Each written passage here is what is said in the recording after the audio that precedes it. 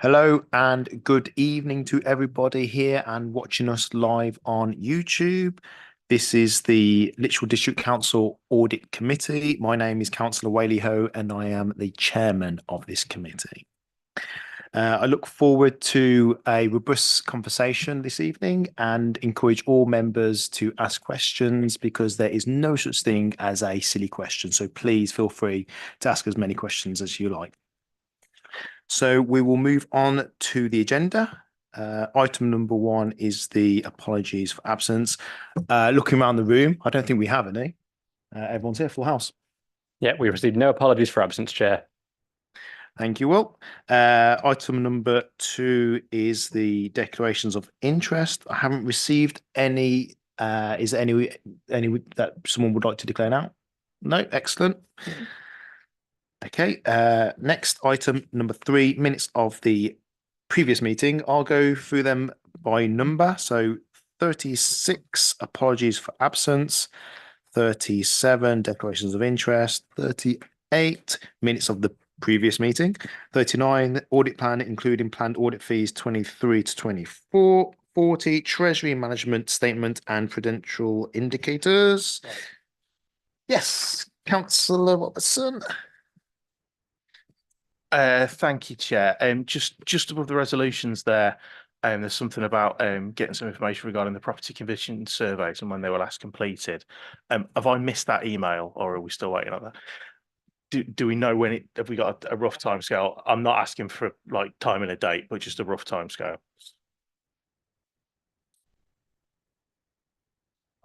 I was thinking rougher than that, but thank you. Is that acceptable for you, Councillor Robertson? Yeah, okay. I'll make a note and chase that up if it doesn't come through. Okay. So that was 41, the internal audit progress report. 42, risk management update. 43, the GDPR data protection policy. 44, the work program. Is everyone happy for me to sign these minutes off? Yeah.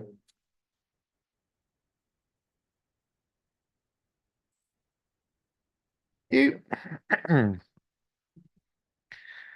Okay. Item number 4 is the internal audit plan, charter and protocol 24 to 25. And that's been delivered to us by Andrew. Yeah, thank you. Thank you, Chair. I'd like to present my report on the internal audit plan and updated audit charter and protocol for 2024-25. Additionally, I've presented an update on the global internal audit standards. I'm seeking for committee to consider and approve the endorsement of the 2024-25 internal audit plan, charter and protocol. And also I'm asking that committee notes the updated global internal audit standards. As part of the arrangements for internal audit and in compliance with the public sector internal audit standards, there is a requirement that I present both the audit plan and updated audit charter and protocol for endorsement by this committee. The audit plan for 2024-25 is attached as Appendix 1 and has been compiled by looking at the overall Lichfield District Council audit universe, reviewing the current council strategic risks and merging these into potential areas for review. The plan was reviewed on a line-by-line basis and agreed with council's leadership team on the 28th of February 2024. The plan, as detailed, takes into account leadership team's comments. It should be noted that on the audit plan for 2024-25 is indicative in nature. If there are any changes to the audit plan during the year, these will be presented to the audit committee for review. On occasion, we may need to vary the audit plan during the year to take into account changes in the council's risk appetite or rising issues that require internal audit attention. The planned work for 2024-25 includes a total of 278 audit days, which is a slight decrease from the 298 days in 2023-24. However, this correlates with the size and makeup of other councils, and we've also carried out a benchmarking exercise in relation to that. I would, however, like to highlight in paragraph 3.3 of my report, there have been no material changes in the areas covered. Committee should note that following the appointment of the IT auditor contractor, an audit needs assessment is being completed, which will affect the indicative plan outlined. At present, we have allocated 40 IT audit days in the plan. If following the audit needs assessment, this needs to be increased, resources will be made to allow this to occur. Once the IT audit plan has been formally agreed, I will update Audit Committee accordingly. During 2024-25, we will continue to draw down resource from BDO in respect of General Auditor Services, and this will be done using the existing NHS Framework Agreement. Annually, I refresh the Audit Charter and Protocol, and this is attached as Appendices 2 and 3. Updates to the Charter and Protocol are highlighted in yellow. My main areas of update relate to making reference to the upcoming changes to the Global Internal Audit Standards, which become effective from January 2025. As part of the ongoing development in internal audit, there has been an extensive review of the International Professional Practices Framework, and this has led to the introduction of those all new Global Internal Audit Standards, and these are included in Appendix 4. Appendix 5 contains additional guidance in respect to public sector organisations. There is currently a national exercise being undertaken to map the current standards to the new, and once this exercise is completed, all relevant professional bodies have commented, I'll bring this to the committee, a further report outlining those changes and the updates required. I'm more than happy to take any questions you may have. Thank you, Andrew. Any questions on this report, please? Councillor Whitehouse, thank you. Yeah, thank you. Thank you, Andrew. I know you've mentioned section 3.4 with the reduction down to 278 audits. When I read that, that did surprise me, given the complexity of how Lichfield is now becoming with various projects, increased capital expenditure, obviously pressure on public finances, generally across local authorities.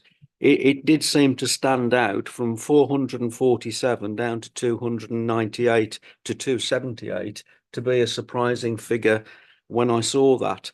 And I know you've benchmarked it, but I just wondered if you could give us a bit more information as to how that reduction fits in with the complexity going forward for Lichfield. Yeah, effectively sort of from 2020 to 2021, there was that reduction from 447.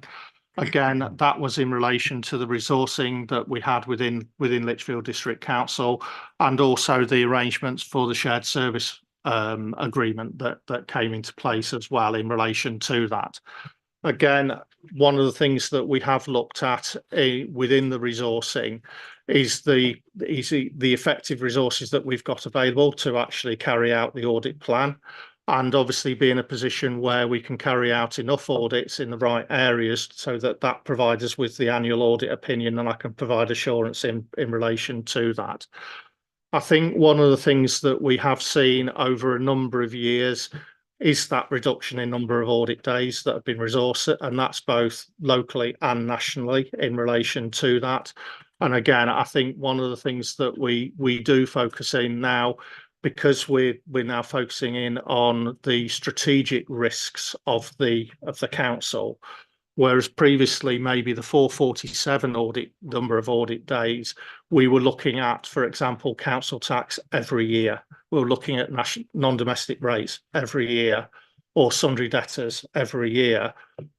Effectively, what's happened is now that we're focusing in on the risks within the council, what we're now doing is actually focusing those audit areas into those high-level strategic risks.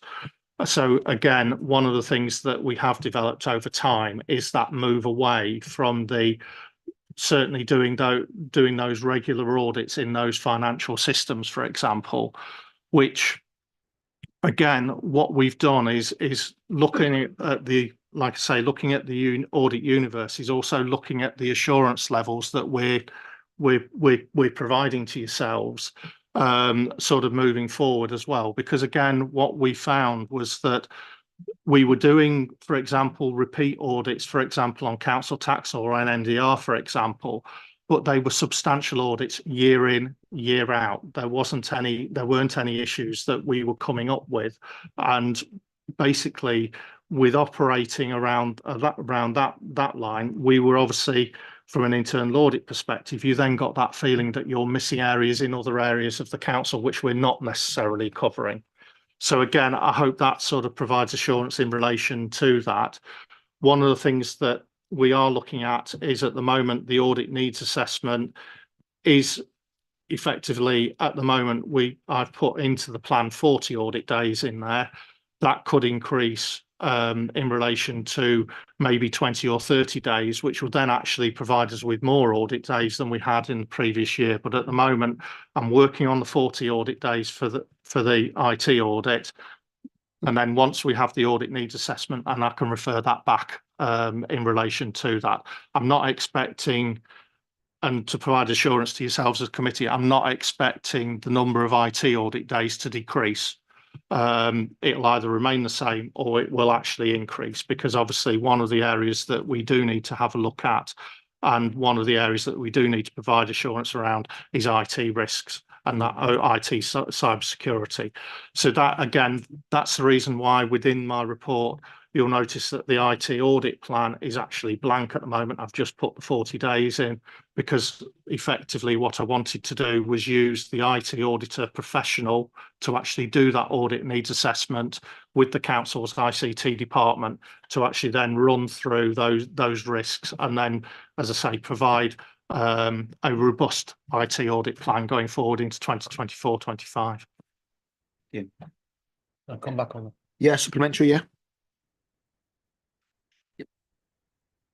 There we go. Thanks for that. I guess what was behind the question, what was as well, whether there is sufficient resource in your team to be able to do the required number of audit, rather than 278 fits the team that you have, as opposed to what ideally you'd like to be doing. So that was behind my question, for that assurance that the 278 is in fact a realistic figure, not just the fact that it fits the amount of staff that we have. I'd like to provide assurance to you that effectively that isn't the case. We're not just filling the 278 days. We're actually looking at it on a risk-based approach.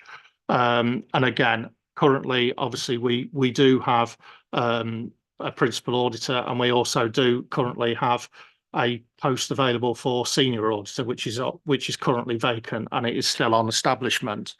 But again, one of the things that we are doing is backfilling those days with using the BDO General Auditor Service, and obviously, as I've already outlined, the ICT auditor as well in relation to that. Again, we can draw down more days if required from BDO. So from a resourcing perspective, we can do that. I do give them at the start of the year, following approval of the plan, I will give them sort of an outline of the plan for their work going forward. Again, one of the areas, as I've indicated, it is an indicative plan. If there are any other risks that become prevalent during the year, then again, like I say, we can adapt the plan and make it agile working. We can actually work through and add in audits if we need to, or in fact, refocus audits as well. So that is something that I do continually review on a month-by-month basis and on a quarterly basis as well, and also provides that part in relation to my reporting back to you on my quarterly progress reports. Thank you. Councillor Woodward. Thanks, Chair.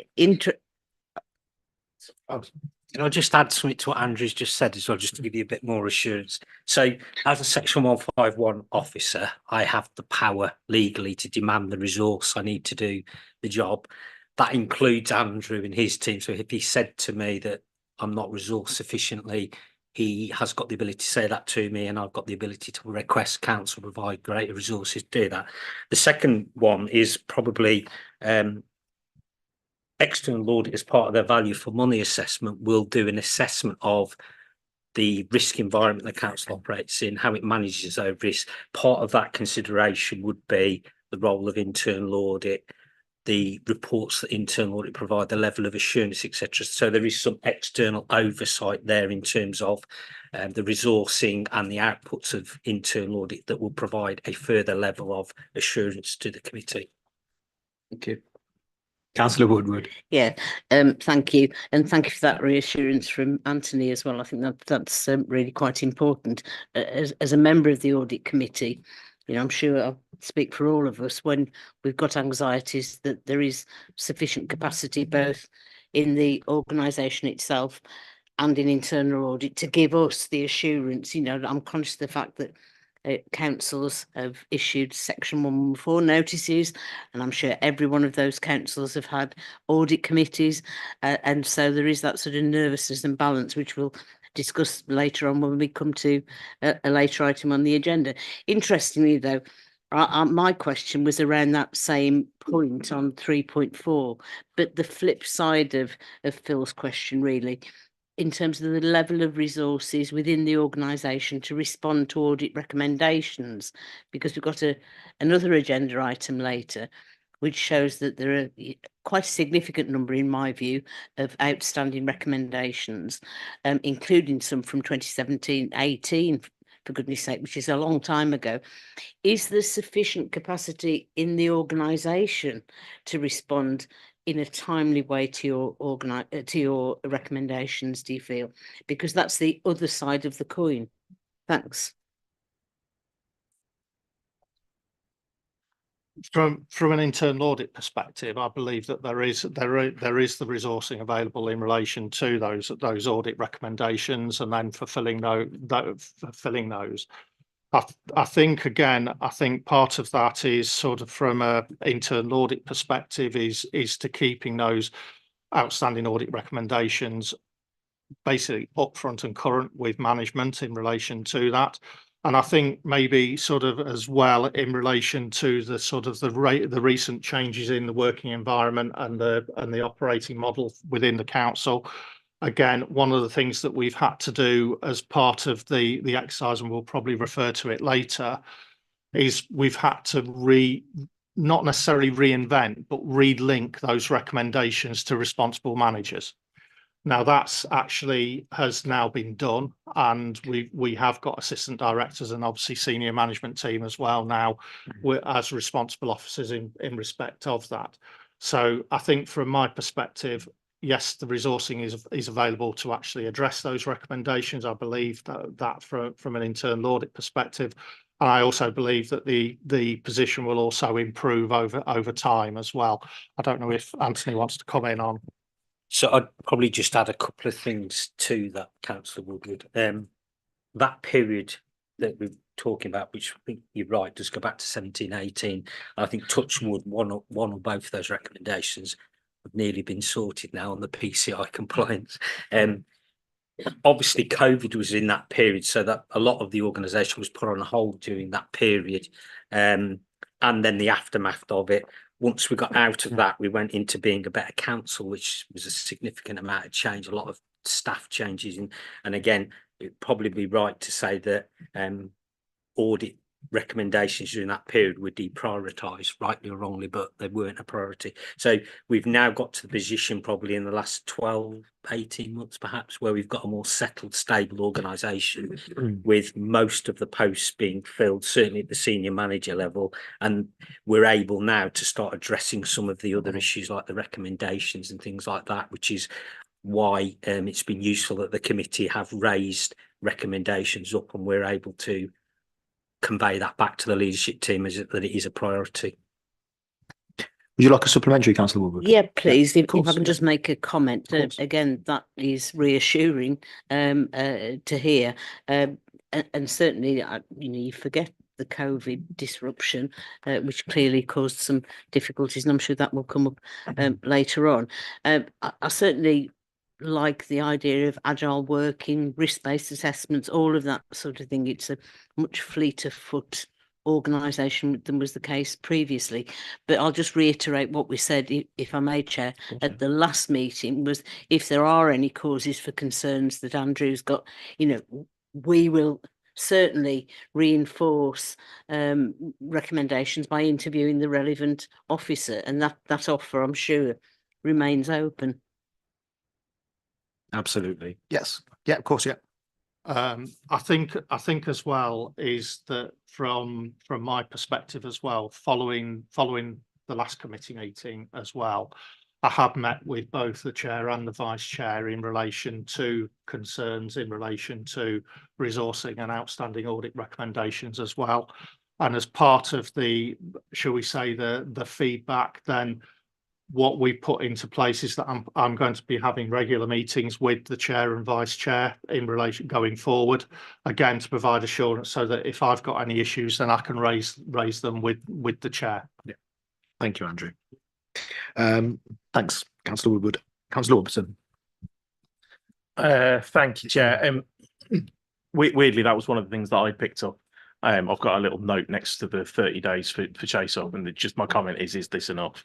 I don't intend to re-legislate that because we've discussed it now, but I think in terms of reinforcing that, we've now got half the committee that's expressing that, and I'm glad to see that it's in hand. But I think it's worthwhile just reinforcing that.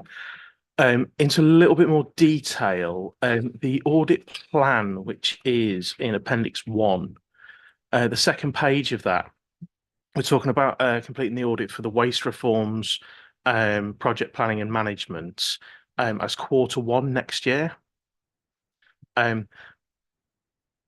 Is that late enough in the year?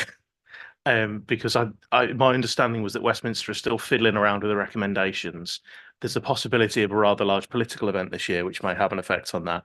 And whether Q1 is the best time to be doing that, and potentially could that be swapped with the tourism line further down? Now I know I'm swapping 5 for 10, but I'm also very aware that through the MTFS, we've now got a budget in place to specifically look at heritage and driving economic development using heritage. So actually potentially having an audit report on tourism ahead of time might provide some learning that we can feed into that process. And I think organisationally it might make some sense to swap those two around, if at all possible. I think in relation to that, we can have a look at that. I think the reason why the waste reforms project planning and management was within Q1 was effectively to ensure that we have got as a council, we have got those appropriate project planning arrangements and management arrangements in place to actually then take the waste reforms forward once they come on stream. I think and that's the reason why it's a 5-day audit rather than a 10-day audit. It's effectively ensuring that we're prepared for any changes that come along.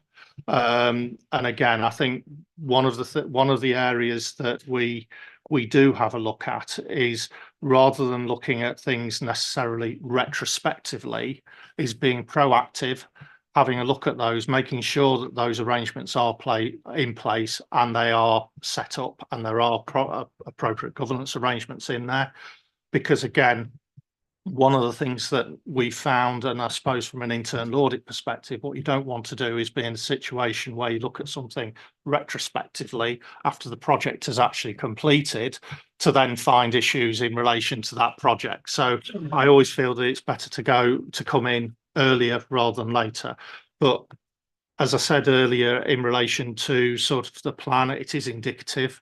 We can move those around within the quarters. We can move that, and I can obviously have a look at that, Councillor Robertson, in relation to that. Yeah, of course you can. Yeah. Thank you, Chair. Thank you, Andrew, for that. And I wouldn't expect an absolute answer now of yes, we're going to tie that down, switch that around. But thank you for taking that away and having a look at it. And that's the last one I had on the schedule. Actually, the next one is in page 43 of the document, which is the KPIs.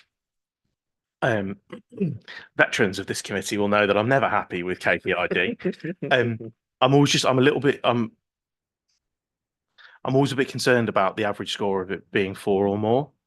It seems arbitrary because actually it's outside of the control of the audit team.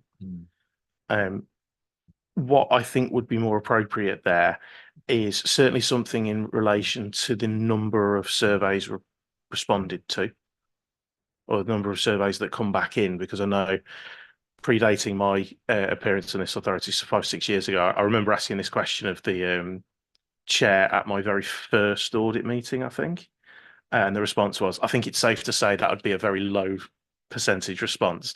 And I know we've done significant work on that, but I think that's a more appropriate KPI because it's actually measuring how are we doing the chasing on this so we can get the feedback. And particularly if we could couple that with something like, should one come in, which is a 1 or a 2, or where we want to put the number, that internal audit looks at that and starts to take some learning from that and how they can do things. Because actually, in reality, that's what we're on about. Customer satisfaction is more about making sure that this process works long term. So I think A, making sure that we're getting the feedback from departments, and B, making sure that should something go awry, and I ask this question a lot, and I'm aware we haven't had one below 3 for a very long time. But should that happen, making sure that we're taking learning from it rather than, oh, it's knackered my average for this year, I think is a lot more valuable. So I don't know if that's something we could go away and look at, maybe flesh out on those 2 points. Yes, I'm more than happy to take those away and have a look. 5 years. And as Councillor Robertson knows, we do include the number of we do now include actually the number of surveys returned in that box within the quarterly progress report. But again, like you say, we don't get many back effectively. Again, we do chase them. But again, it isn't necessarily mandatory to return those forms. But again, if we did receive any 1s or 2s or even 3s, to be honest, then we'd be obviously having a look at those, but also I'd be liaising with Anthony as well in relation to that as feedback in relation to why we have received those low scores. Again, that can be very subjective in relation to how the audit has gone and can also affect the audit score.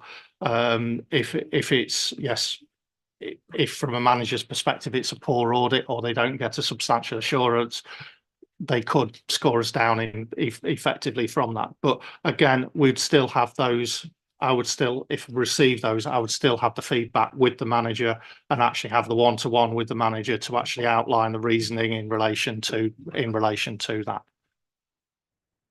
Thanks, Andrew. Anthony, yeah. So just to add to that, as an auditee as well as the as the section 151, we did have an instance last year during one of our audits where we had some challenges with the auditor involved, and we did have a meeting with Andrew as part of the audit. Andrew addressed those with the auditor and the audit firm, and that changed. So it doesn't necessarily have to wait until the questionnaire is completed if there are issues within the audit for them to be addressed. Thanks, Anthony. Councillor Taylor. Yeah, hi, thank you, Chair. Sorry, just let me put my appropriate glasses on.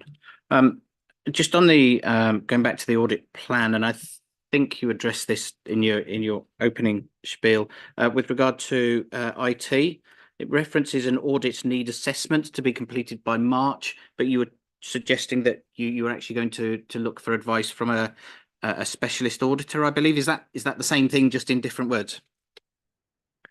Yes, it is, Councillor. In relation to that, we have procured an IT auditor that has basically now procured, and the first thing that I've asked them to do is do that audit needs assessment. And again, they've gone away. They're going to be meeting with ICT, and then hopefully by Easter, which I know obviously the end of the financial year, but again, I'll be expecting that report back to me so that I can then include it within the plan. But that is the process that we're going through at the moment. And then when I receive that update, what I'll do is, as part of the quarterly progress report, then you'll see those ICT audit appear within the quarterly progress report once those have been determined. Would you like a supplementary, Councillor? No. Okay. Any other questions regarding this report? Okay, we have 2 recommendations yeah, of course. If I could just make some comments, I was commenting earlier just on the report itself, but we've got a 117-page document on these global standards, and I can't say I've read every word in detail, and I'm sure that a lot of us have perhaps been in the same position, but there are certain things that jump out to me, and if I can just sort of raise them so that they're aired and then minuted, if appropriate. Page 70, it refers, bear with me while I flick back.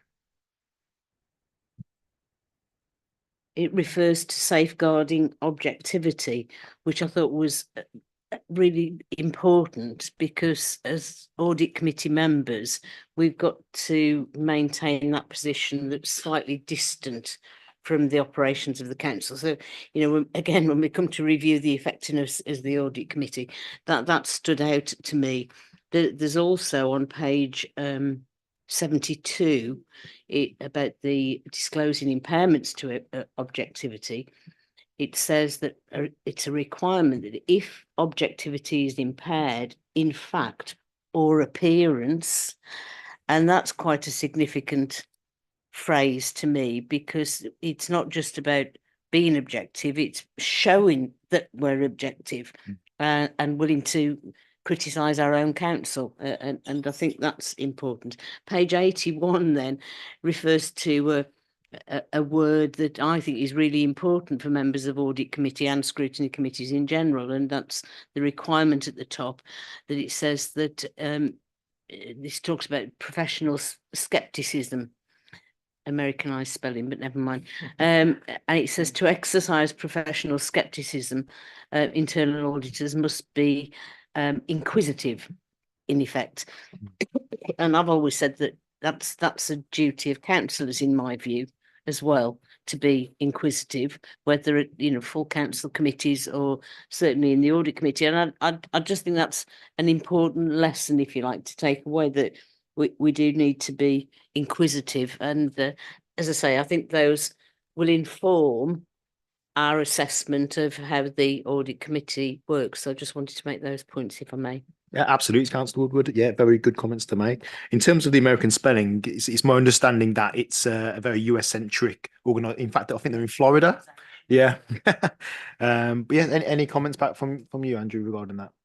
I think that this, I suppose, from an internal audit perspective, and again, it's confirming in relation from an internal audit perspective of that objectivity, or my objectivity in relation as the chief audit executive for effectively for the council to keep that objectivity. I think, again, that's always I suppose a debatable point, where you're an internal auditor that's effectively paid by the organisation that you're auditing. But again, I think part of that is also the objectivity is then strengthened by the reporting lines that I've got within the authority, whether that's through direct to Anthony as Section 151 officer, whether that's through to this body as the audit committee, and also the audit chair, and I do have access to the audit chair and vice chair. So from that side of things, I can keep my objectivity in relation to that. I think as well, it's in relation to maintaining that objectivity in relation to, we do have a shared service agreement with Tamworth, and effectively from that, I am a Tamworth employee and not a Lichfield District Council employee. But again, from that side of things, from an assurance side, I report into the chief executive of Tamworth Borough Council. Now, again, if I had any issues and I needed to raise those, then I could go to the chief executive at Lichfield in relation to that. So there is a dotted line effectively through to Simon as chief executive. I do have a solid line through to Anthony as Section 151 officer. But again, I think this is part of the arrangements that we've got. And again, this is why, as you've said, Councillor, it is quite a wide-ranging document in relation to that. Those standards, you mentioned 130 odd pages. The old standards were about 35 and 36 pages long. And again, as the chair has identified, the global standards were done within the United States. They weren't done within the UK. And again, that's the reason why within Appendix 5, I've given the public sector view in relation to that. But again, we still need to do quite a bit of work in relation to ensuring that, as Councillor already said, ensuring that objectivity. I think moving on to the further comment around scepticism, I think that is a thing that again has been reinforced by the new standards. Again, it is having that professional scepticism going forward, both as an internal auditor. and also any audit staff that we employ as well, whether they be contractors or in-house. Again, one of the things that we always try and do is we don't take everything just at face value. One of the things that we do as part of the audit process is ensure that what we're being told is actually accurate, and we've got documentary evidence in relation to that. Again, one of the things that I would like to say is that we do have an experienced team in relation to both number of years, but also experience within the internal audit environment. And again, that then is beneficial, I would say, in relation to bringing that. But again, one of the things that I would like to add is that we do need to go through those standards almost line by line to actually ensure that going forward that we do fully comply with those, because again, as part of the external quality assessment, we'll be assessed against these standards going forward. And again, any improvements that are needed, because we are in a transitional period at the moment, and they will come online in January 2025. We need to be ready for that when that occurs. Thanks, Andrew. And Councillor Woodward quite rightly said that councillors should be inquisitive. I do appreciate we have a lot of new councillors in the council and on this committee as well. So please don't hesitate to ask questions. If you would like a question being asked at council at the committee, I'm more than happy to receive it via an email. I'll ask it on your behalf. If you know that you're going to be absent from a committee meeting, please feel free to email me a question. I'll be happy to question that on your behalf as well. So we do have those. Yeah, sure, Andrew. Yeah. Can I sort of also add in relation to that, in relation to any reports that obviously are produced, and again, all the officers, when we produce the reports, again, if you do have any questions in relation to that, then please do get in contact with us. Thanks, Andrew. So we'll go back to the recommendations, which 2.1, to consider and approve the 2024-25 proposed internal audit plan, charter and protocol appendix 1, 2 and 3. And also 2.2, that the committee notes the updated global internal audit standards for implementation by January 25, which is in appendix 4, and the effects on the public sector organisations, appendix 5. Are we happy to do that? Yeah, excellent. Thank you very much. So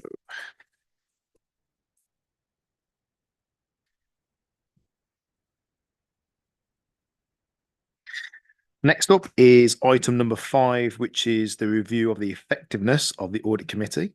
And again, it's Andrew Wood. Thank you. Thank you, Chair.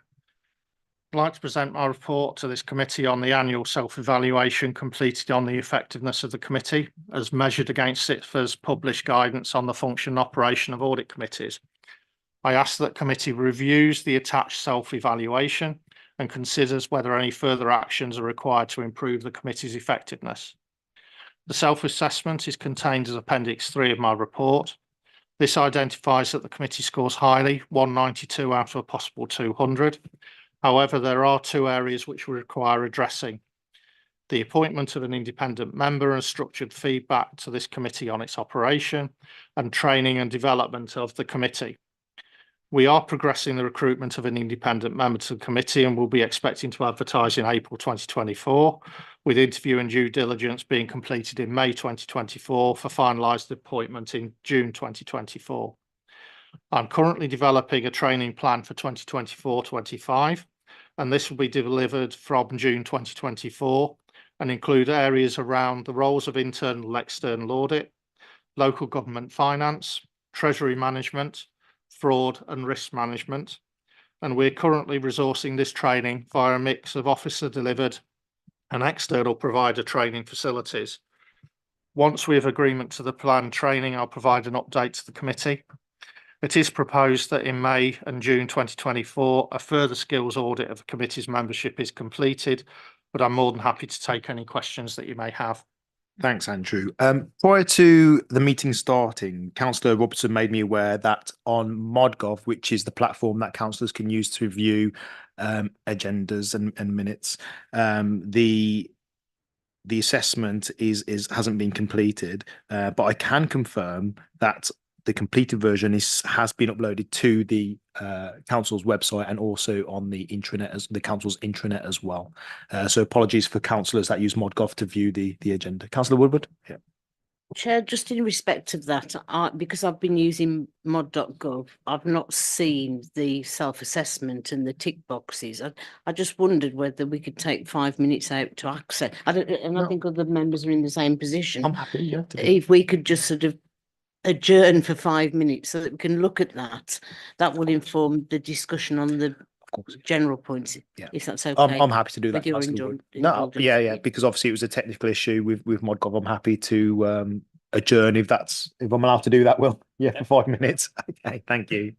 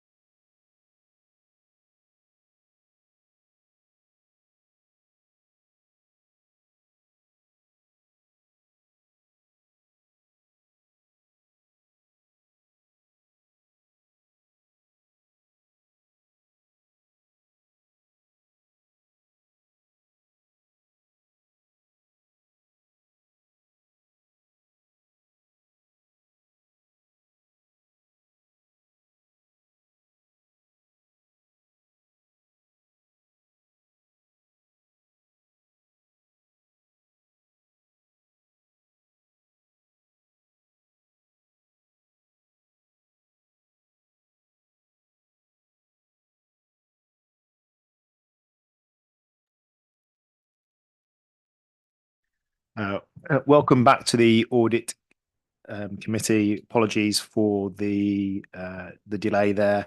We had a slight technical issue which has now been resolved with good old traditional paper. So we're on to item 5, and we have some questions. I'm going to go to Councillor Whitehouse, Councillor Robertson, and then Councillor Taylor. Councillor Whitehouse. Yeah, thank you, Chair. Andrew, just for clarity, I've just got a little bit lost in the actual process here. What's just been put in front of us, the paper system, which I have had on my system, funnily enough, and some haven't. But this is the score that you have placed on this audit committee. Am I right in thinking that that is what has happened here? Yeah, That's correct. It's my self-evaluation. Yes. But again, the reason why we'll bring it back to the committee is if whether or not you've got any comments or observations in there around the scoring that I've effectively given on that. Yeah, thank you. So given the fact that this is the first time that some people have seen this, I'm just wondering practically how we're going to get consensus that the ticks in the boxes are the relevant ones, because we won't have had much chance to have done any previous work on this, or some members won't have much chance to do that. So that's a bit of a conundrum for us to, as a committee, to have a think about, I think. Did you want to come back on that, or are you happy for me to go to the next question? I suppose in respect, it's seeing. I would suggest it's seeing committee's views on this and whether or not we potentially defer this item to the next meeting. But again, more than happy to take any views from the committee in relation to that, so that it allows members to actually have a look at the information, and then I can resubmit the report for the next meeting. Okay. I was going to Councillor. If Councillor Roberts is okay to give way, then yeah. Get Councillor Woodward, yeah. Yeah, I think that's an excellent suggestion, Andrew, and one which we ought to take up. Hopefully we can discuss the report as a whole, but just not get the agreement on the self-assessment, and just bring that as a relatively short item to the next committee. And so can I indicate that I want to make some comments on the general report after others have spoken? Yeah, of course. Yeah, okay. Councillor Robertson. Thank you, Chair. Before I go jumping into individual scores and things like that, do we need to take the decision about whether this is coming back before we go through part of it now, and then we have another meeting about it in 2 weeks' time where we cover the same ground? I'm happy to take members' questions and comments now for Andrew to take note of, and perhaps it may affect the score when it comes back to the meeting. So if members are happy to take the questions and comments now, yeah? Okay. Yeah, Councillor Robertson, if you want to continue. In which case, thank you, Chair. So I've got some suggestions, I think, some places where we potentially disagree on some of the scoring. The first one is around point 12. And actually, before I get into the individuals, I think the structural things that we need to have in here about separation from the executive and things like that, they remain very strong, and I'm very comfortable with that. But there are just a few where I think potentially there's a bit of a difference, and I think it's worth just bringing those forward. So the first one's around 12, saying that has the committee met privately with the external auditors and the head of internal audit in the last year? We obviously meet with you regularly. You must be sickened of our faces by the end of the year. And I know we've met with the external auditors, both versions that we've had during this year, but I think all of those meetings have happened in public.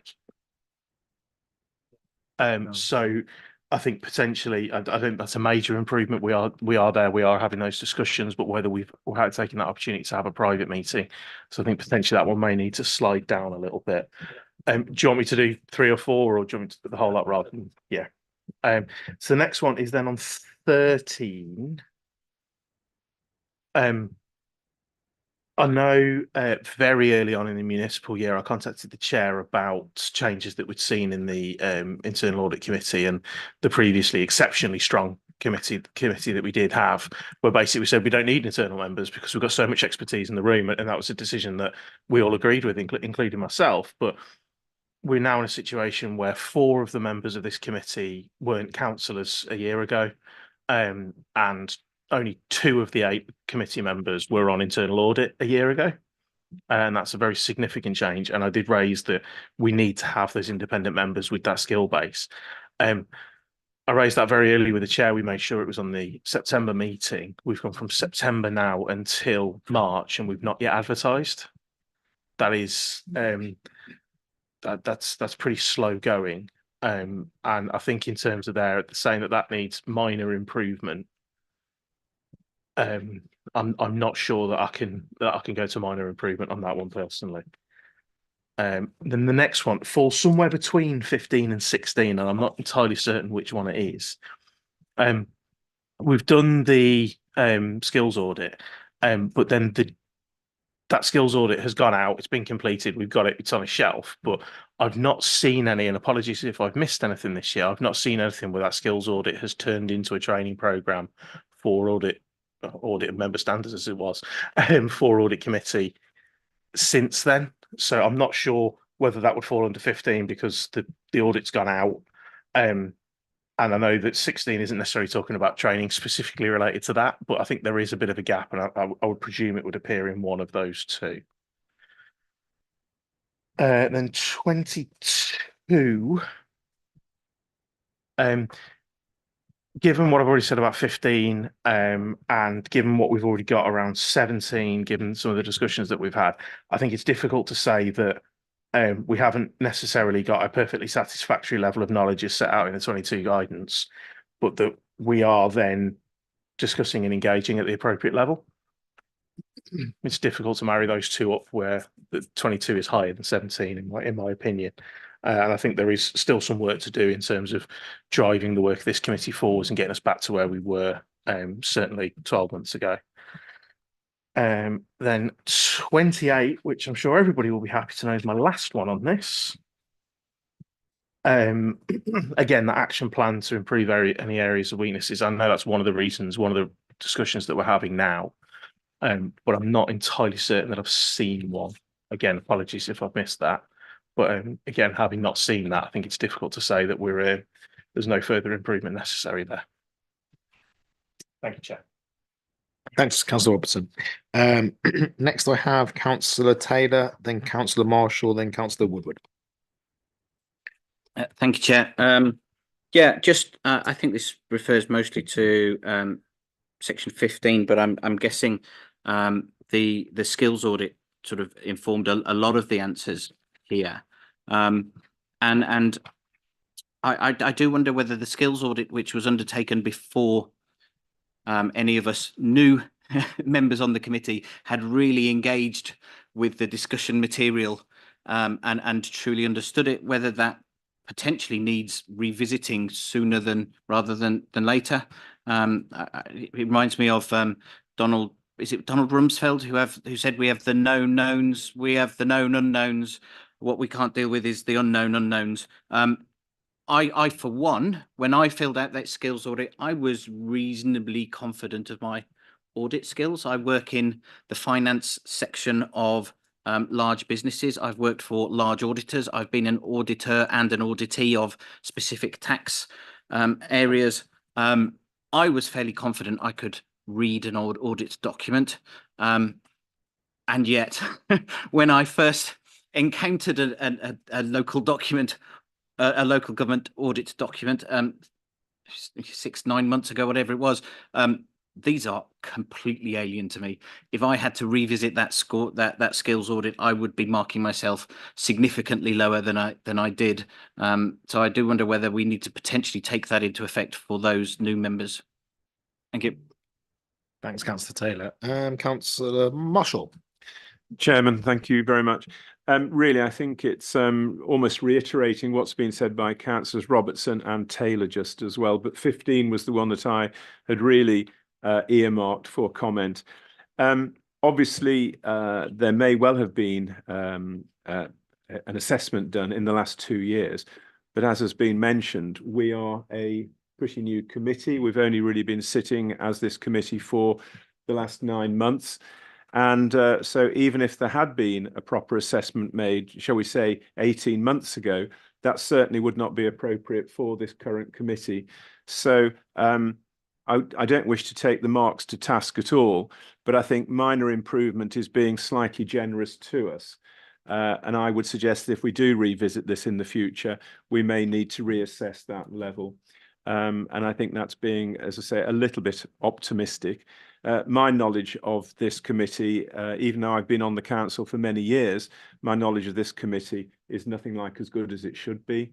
And I realise that I have to do a lot more training and increase my knowledge base as well. So that's really my only comment is apropos number 15 on the list, Chairman. Thank you. Thank you, Councillor Marshall. Councillor Woodward. Thanks, Chair. It's very difficult for me in a sense to make comments on a lot of the self-assessments because this is only my second meeting of new members. I'm a very new member in comparison to colleagues.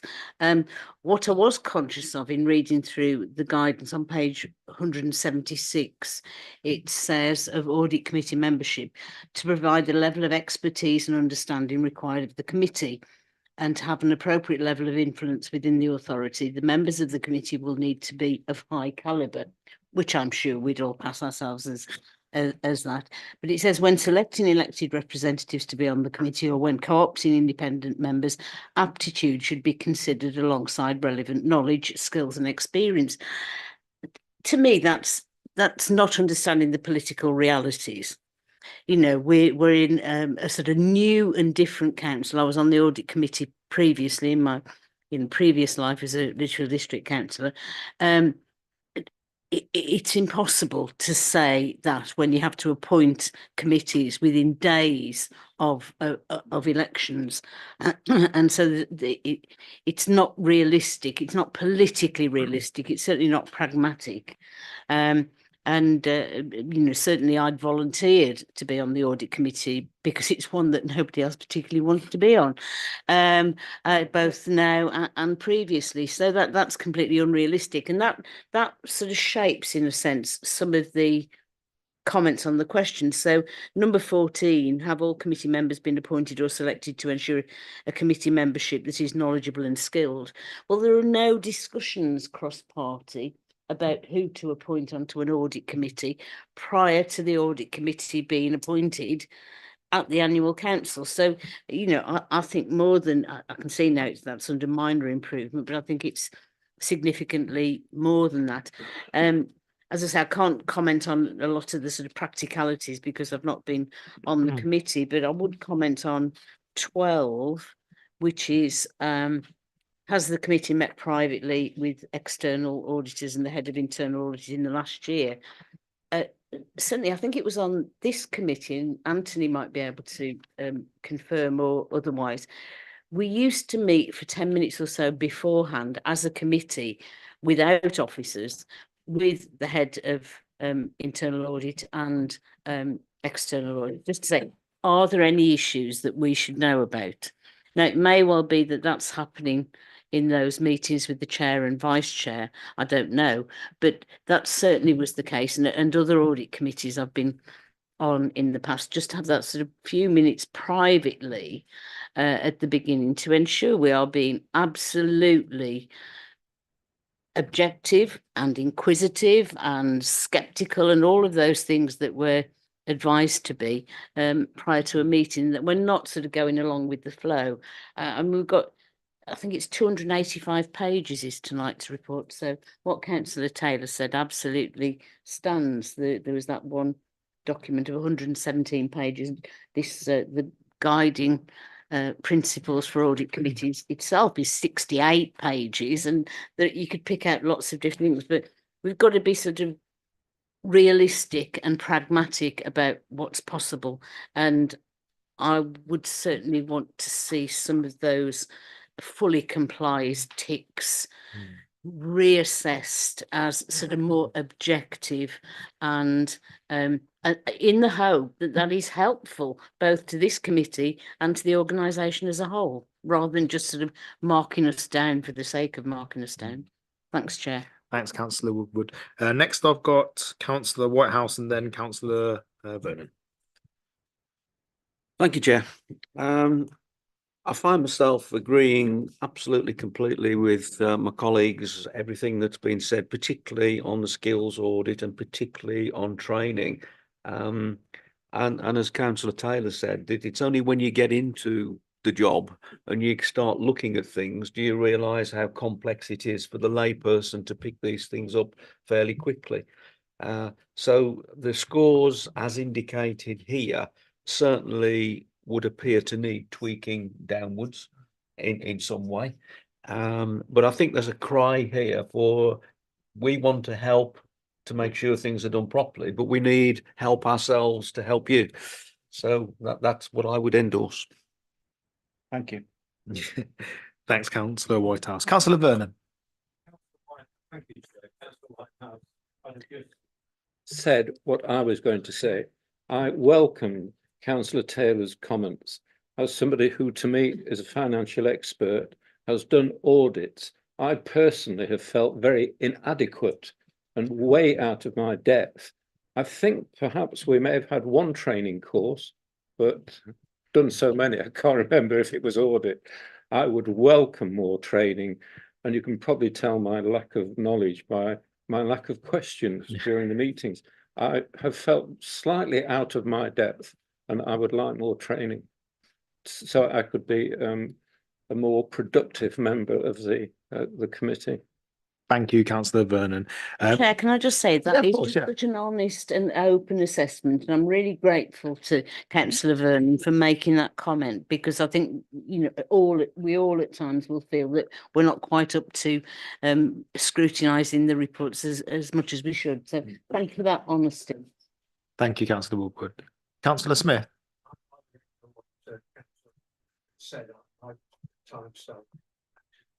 Trying to work my way through 280 odd pages, which seems to be the norm for our agenda.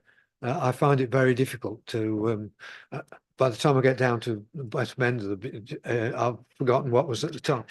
But I think the area where we're sort of severely overmarked is between 14 and 17, I think, on the skills elements. I certainly wouldn't agree that I was particularly knowledgeable and skilled on audit. Thank you, Councillor Smith. I'd like to thank members for their honesty. It's very important that you're honest and we identify our gaps in knowledge, absolutely. Members will also be relieved to know that Andrew and Anthony are both putting together a training programme for the benefit of members as well, but I'll leave it for them to fill us in. Who wants to go first? Yeah, take on board all the comments that council has made this evening, and I'll review the scoring and bring an updated framework to next committee if that is acceptable in relation to that. I have to apologise to committee. We had a private meeting scheduled for the 28th of November, which didn't go ahead. But again, as best practice says that we should meet every 6 months in relation to that, and that's normally post the meeting. Sorry, yeah, post meeting. And as I say, that is something that has slipped under the wire. So effectively we can ensure that that's put into place, and like I say, I can review the scoring and then we can have a further discussion at the next meeting. Thank you. Sorry, I'm just going to also add to that. If it's available, we can also bring the training plan as part of that assessment as well. Yeah. So I'm going to go to our external auditors first, and then Councillor Robertson. Thank you.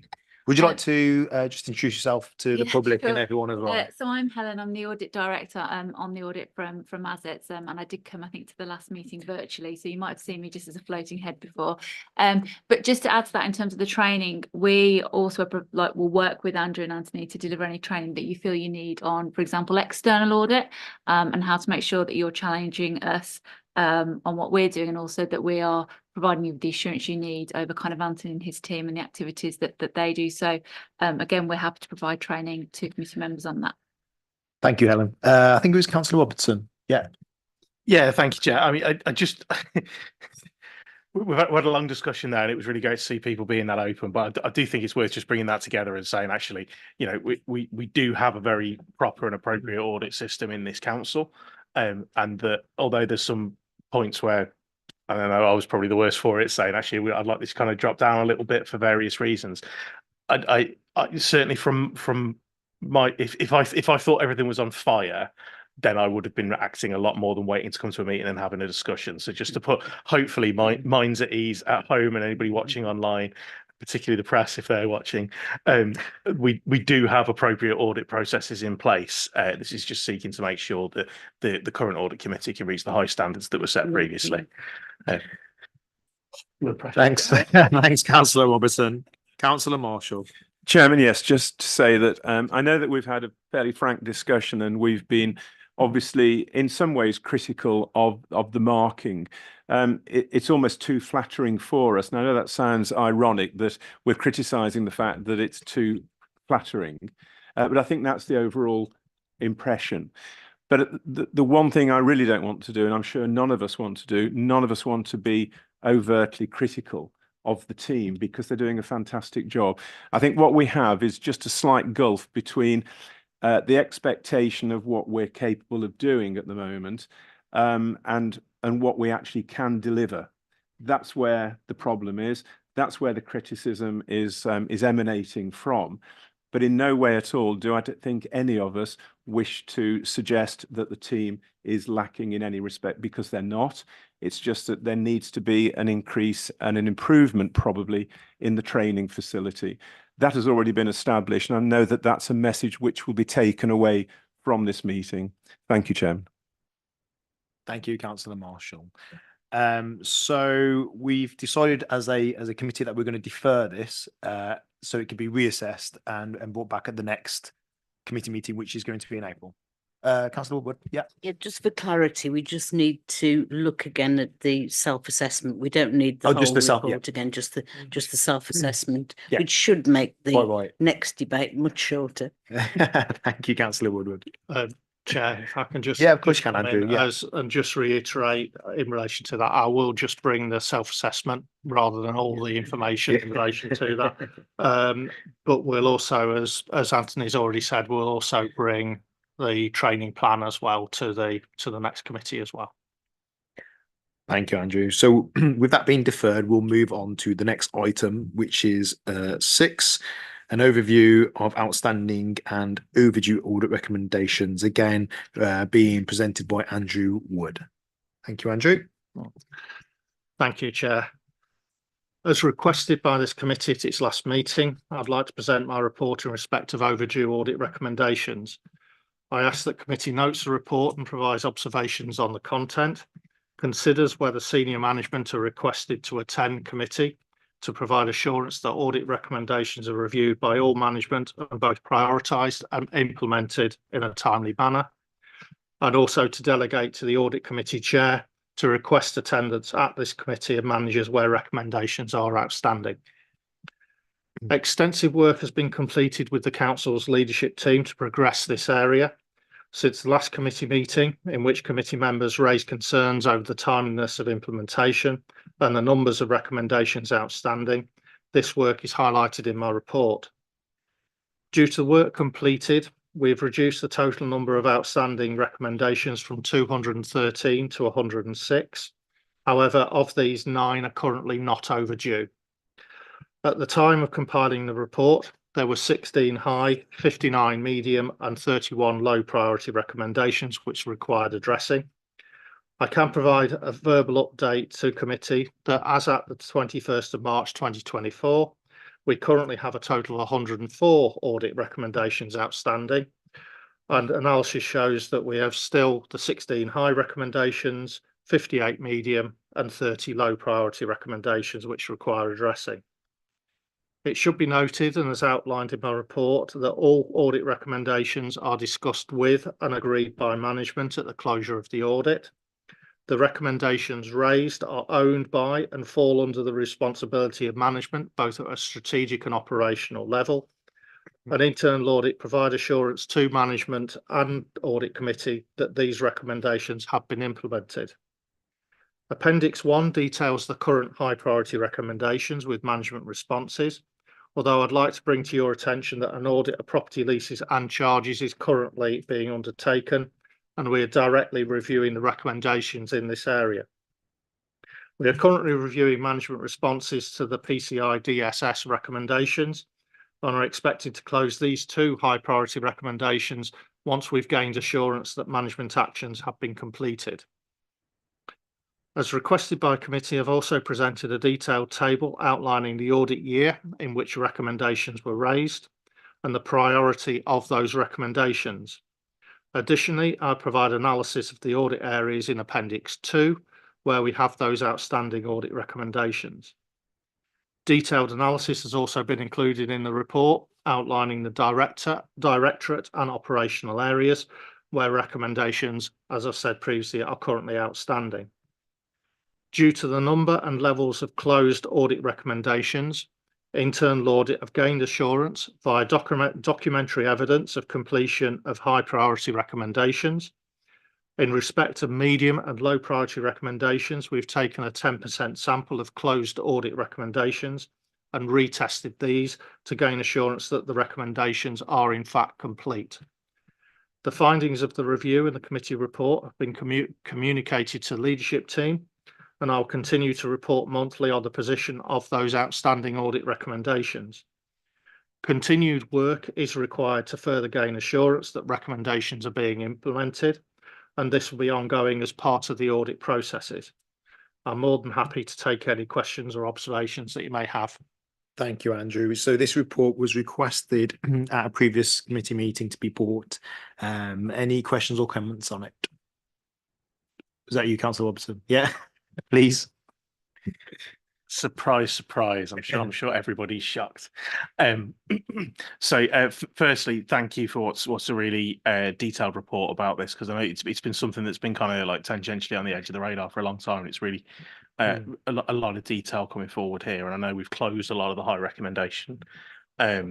priority recommendations over the last couple of years. So thank you for that. I think it's a very it's a very good document to give us what we need to do.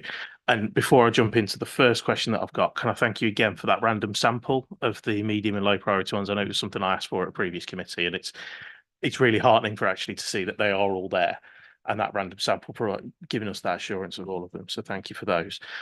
The first question I've got though is around recommendation 2.3 in that delegation.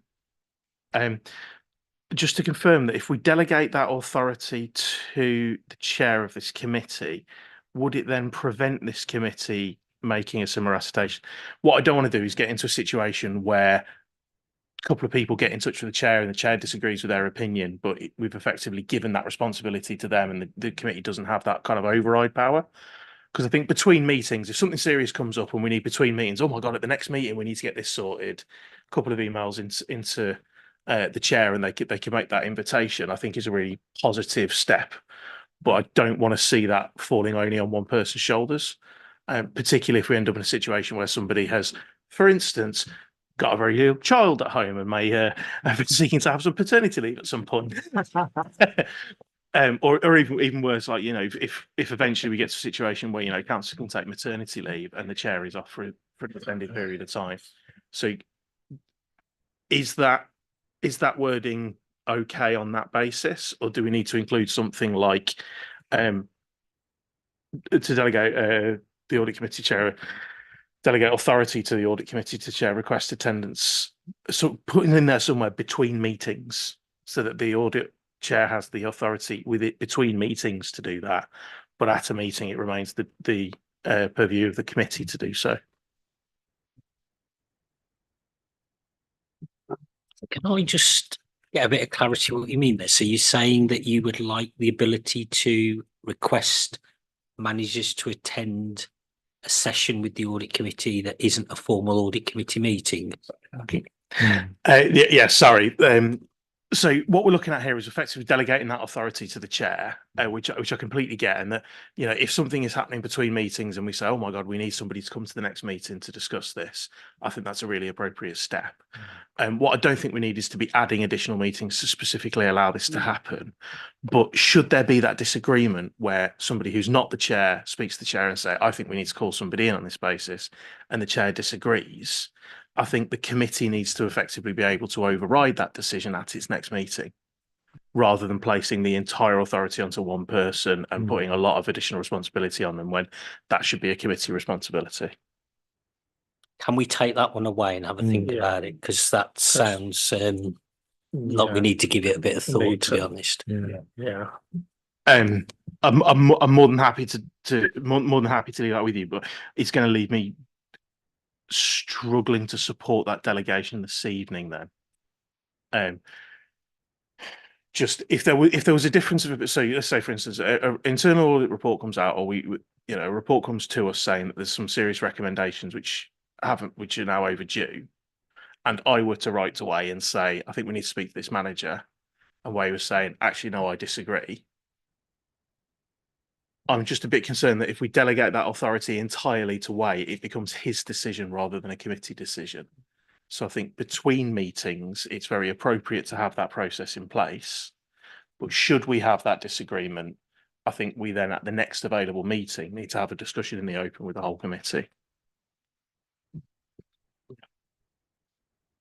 So I suppose the answer I'd have to give then is that's a decision for the committee as a whole to make, whether you're prepared to accept that recommendation or not, as it's stated. So I suppose the choices there are is you either accept it as is, reject it as is, or somebody provides an alternative form of wording that the committee's accepting to, or if you don't accept it, we can go away and look at perhaps an alternative set of wording or a delegation. That helps. Do you want to move on to other people and I'll see? Yeah, do you want to think about some wording? Yeah, okay then. Councillor Woodward. Thanks, Chair. I think I might have an alternative form of words, but I'll just make the comments that I was intending to make. First of all, I'm really grateful for the report, and I think it ensures far more transparency than certainly I've seen as an audit committee member before. And I'm really grateful to Andrew as well for the updates and the explanations from Anthony and so on about why some of those outstanding recommendations go back so far. So I think it's important that we do note the contents of the report, understand where we are and the reasons behind where we're at the moment, but also thank Andrew and his team and Anthony too for the work they've done on this to make this far more transparent and clear to all of us. Just on the suggestion made by Councillor Robertson on that 2.3 recommendation, certainly as a member of the Overview and Scrutiny Committee, which is There's a few of us. there's several of us. Yeah. There are numerous iterations of particular issues by email from the chair to and from the chair between committee meetings, and perhaps an alternative form of words might be to delegate the audit committee chair, comma, in consultation with members of the audit committee, comma, to request attendance, and just, to protect the chair as well as the audit committee as a whole. So, if people don't answer the email, then that's sort of taken as read that they agree with your direction, but at least it protects the sort of integrity of the chair, so that there can't be any accusation that it is jumping the gun one way or the other. So that's a proposal. I'm happy with that. Yeah. So we can replace that amendment with In consultation. in consultation. Yeah. She put that to a vote and see if they're happy with that alternate word. Yeah. Shall we take some? Is there any more? We'll take some more questions and then. Chairman, do you want a seconder for that? It's been proposed. Yeah. by If Councillor was proposing, I'm happy to second it. Yeah. We'll have a vote on it now then. Yeah. Okay. Yeah. Yeah. Recommendation with The councillor. with your certain. Yeah.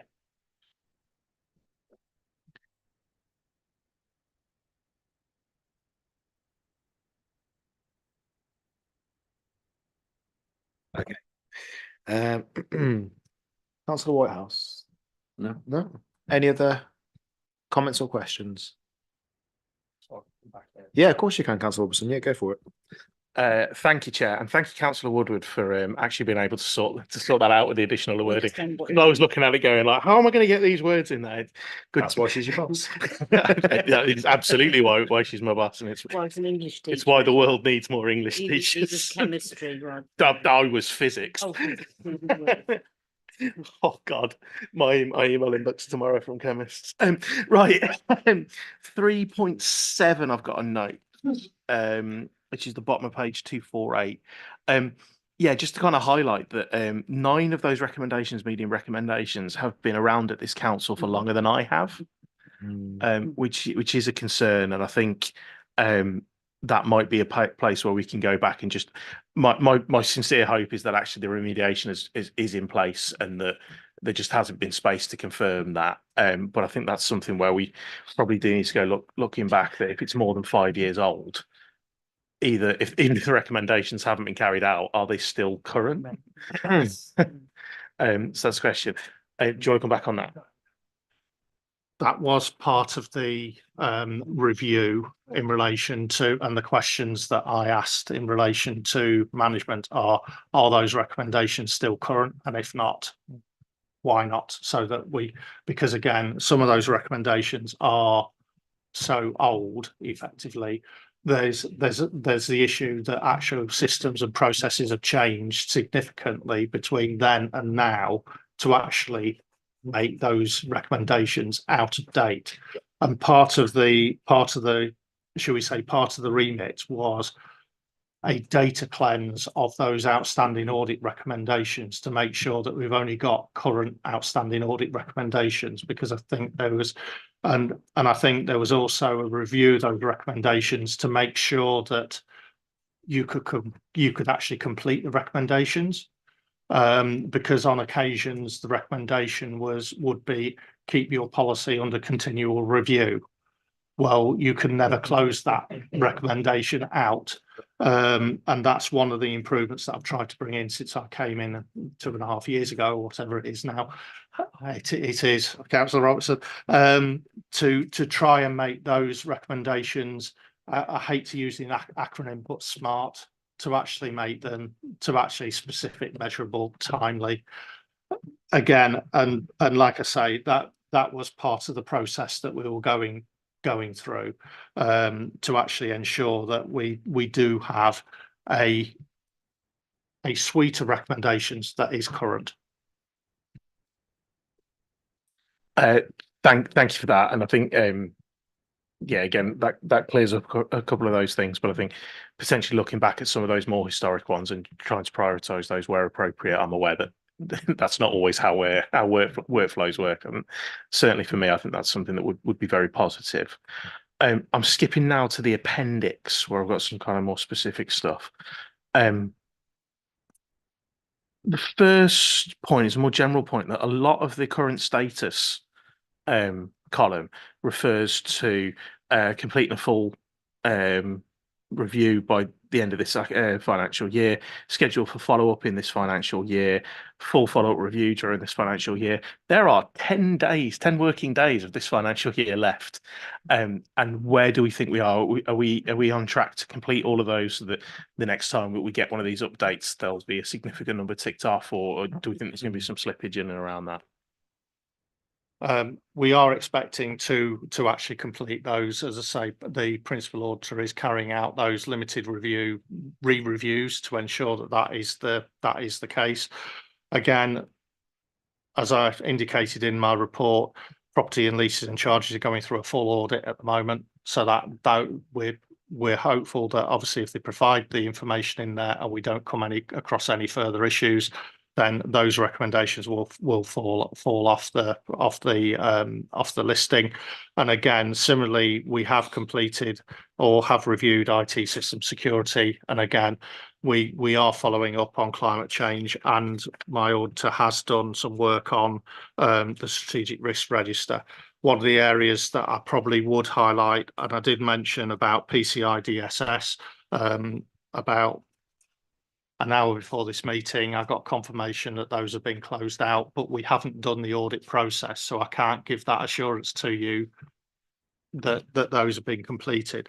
I suppose the other area in relation to that appendix is around the LWMTS searchlight review or the internal audit review.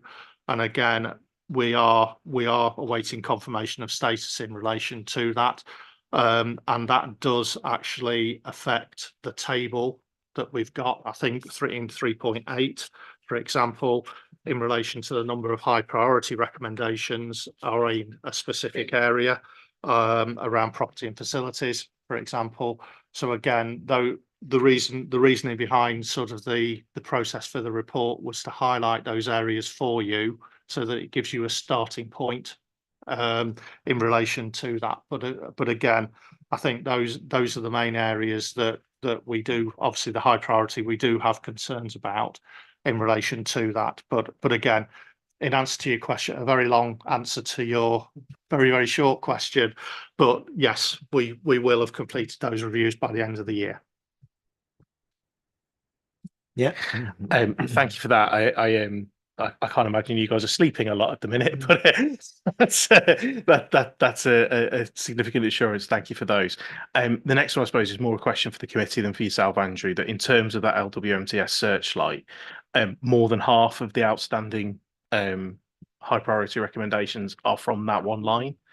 Now, if Andrew's saying there's a lot of work in process and he's going to be using these next 10 working days rather efficiently by the sounds of it, as and when we get an update from Andrew on that, certainly for me, if there are still a significant number outstanding and that one line represents half of our high priority recommendations, for me, I think that's the situation where we may need to start using that step of inviting a manager in to discuss.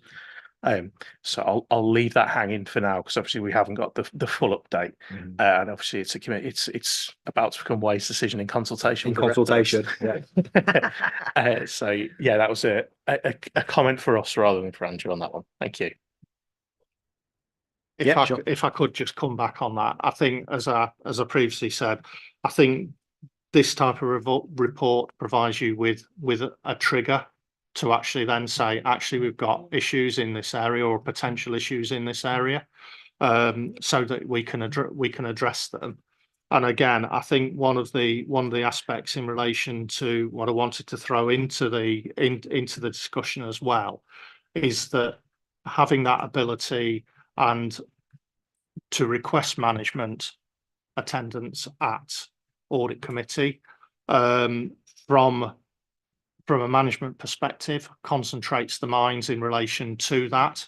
And again, I think from my perspective, it gives me a little bit more armory in relation to that, because obviously I have been open with leadership team and outlined to them that there is a potential that audit committee will request attendance of either senior management team or alternatively managers or operational managers in respect of that.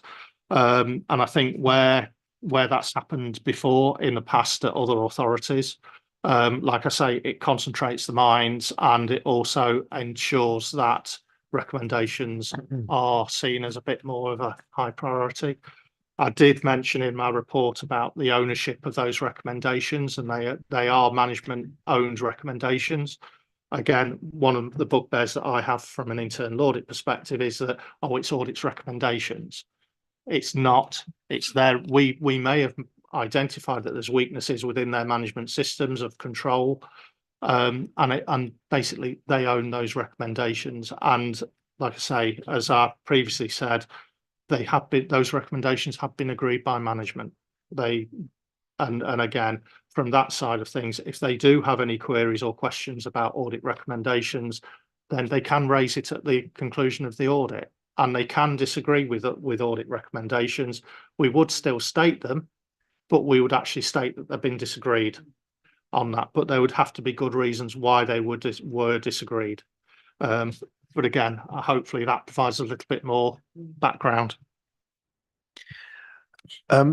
Yeah, sure. Yeah. Just on a point of information, Andrew said that the the opportunity, the power, if you like, of the audit committee to call managers in has been used in other authorities. It has been used here in the past. I recall when I was on the council previously that we called in managers around CCTV. Is that right? I don't know whether, Anthony, you remember.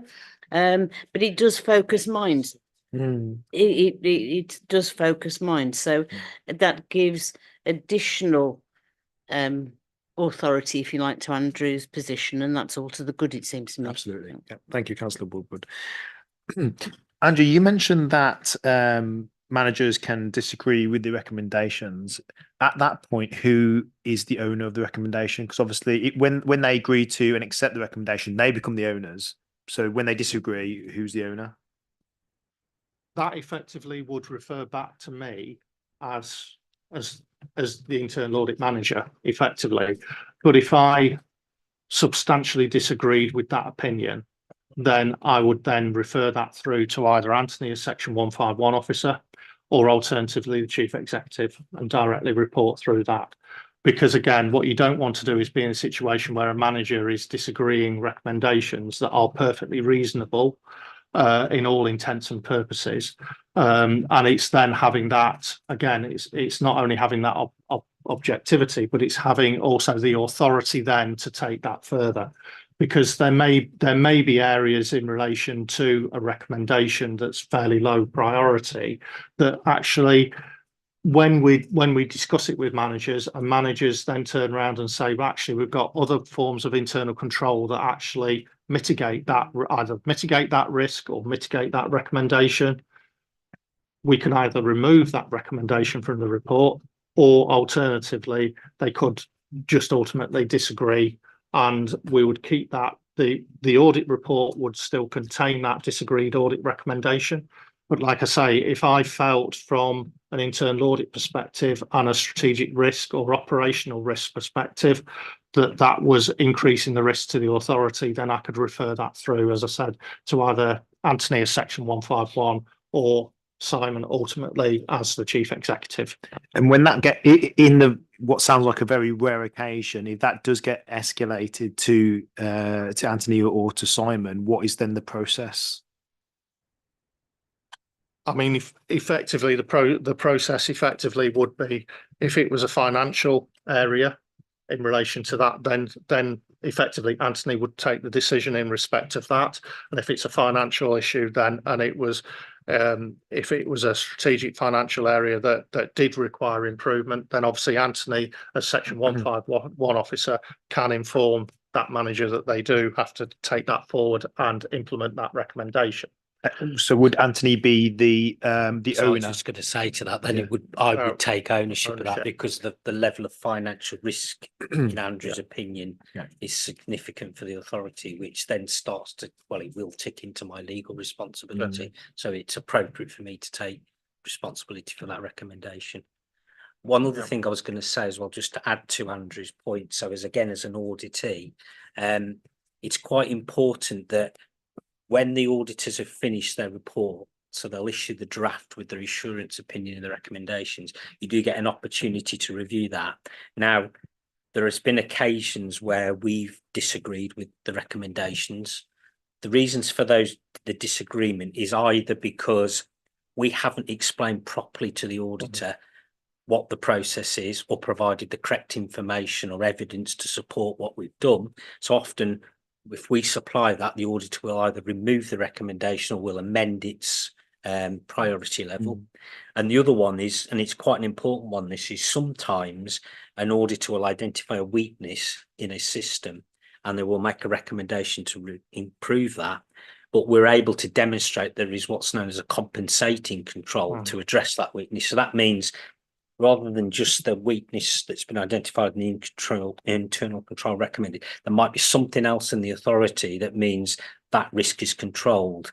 And the example I would normally throw out in this type of situation is that let's just say we feel that there's inappropriate controls on credit card spend in a particular service area. So the compensating controls would be, while the accounts payable team would be reviewing those payments, to ensure that when the payment is made, that the lines on that list are appropriate.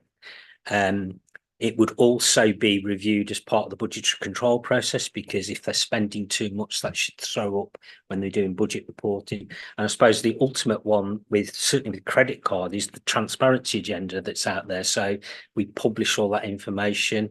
It's available for armchair auditors or other people that want to look at it and review it, including journalists and investigative organisations. And the risk is there that they will look at that and they will identify things that they don't feel appropriate and start asking questions. So those are the sort of compensating controls that may be in place to address the issues that Andrew's identified. Thank you, Anthony. Thank you. Okay. So if there's no other questions or comments, we'll move on to the recommendations. With the alteration of 2.3 with Councillor Woodward's amended words, are we happy to accept those recommendations? Yeah, very good. Okay, item number 7 is the work programme, and I'll pass over to Will for that. Thanks, Will. Thank you, Chair. Again, not much to update the committee on with regards to the work programme. Obviously, earlier on in the meeting, it was agreed that the self-assessment would be deferred until the next meeting, so that will go on for the April meeting. Other than that, I don't think there have been many changes in particular. Just that the next meeting is obviously the last one of this municipal year, and just to let members know that it won't take place here in the committee room, but it will be in the council chamber downstairs instead, as this room is going to be used for electoral purposes. I'm happy to take any questions on the work programme, but I don't think there's anything to highlight. Dave? Thank you, members. Okay, so I'm happy to close the meeting at 7:46. Thank you for attending.